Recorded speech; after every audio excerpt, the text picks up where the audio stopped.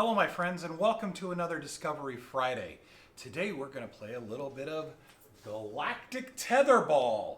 So how this works is we're going to work on the planetary motion and the gravitational forces that we've been talking about this week in Unit 6.01. And how we're going to do that is we're going to make ourselves a little Galactic Tetherball. Now this is a big one. This is kind of way bigger than we really need, and I took just a piece of metal, piece of string, and an old wiffle ball that I had laying around. You can do it much smaller than that, something with a pencil or a chopstick. And I'm going to show you what we're going to do here. So we're going to take this, and you need a little bit of string. You can use a shoelace. You can use a piece of dental floss. You can use almost anything as long as its tensile strength, that it doesn't break, is strong enough to hold what you're doing. All right, now, for example, what am I going to do? I could use this little nut. So I've got this little nut here, and it's going to be really nice because I can tie to it. Now, if you can't tie to something, like you could tie it around my little ducky's neck if you wanted to do that. But if you can't tie to something, you can get some tape. As always, please ask your parents before you duct tape anything or before you cut anything off, or don't cut your shoelaces, please. You can pull those out, tape those up. Now make sure your knot is nice and solid on that. So you're going to do that.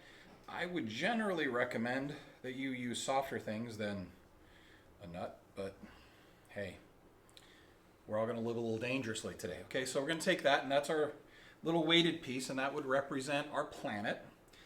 And then we're going to take this and we're just going to tape it. Now, I've got several different kinds of tape here in the class. They're going to be using a softball, and not a softball, a little, what is this called? A Hughes stress ball. There you go.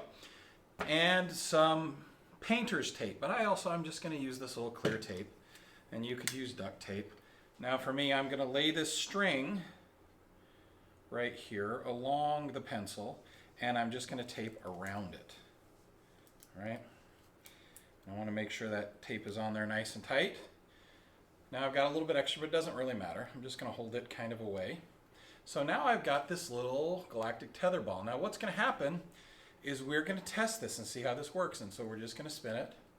And you see what happens. You spin it, and what happens is it gets closer and as it gets further away. You're going to observe that. And you can do that with this tetherball. I haven't tried this one. Let's see if this one works. So we're going to spin it, and we're going to let it go. See what happens, and then we're going to spin it again. Oh, see what happens there. Oh, I need to give it a little spur. And what do you observe? What happens is the ball gets closer, and it gets further away. Now, on this, we are going to always gather our data.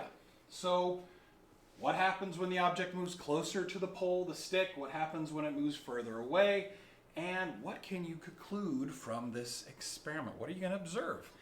I want a picture, preferably a video, of what's happening. But I need documentary evidence. So you need to give me a picture. You need to give me a video, would be even more magical. But you can attach that in Classroom, or you can attach that there, attach that into the document itself. And that is our entire Discovery Friday. So please, my only one thing is please make sure you don't whack yourself in the head.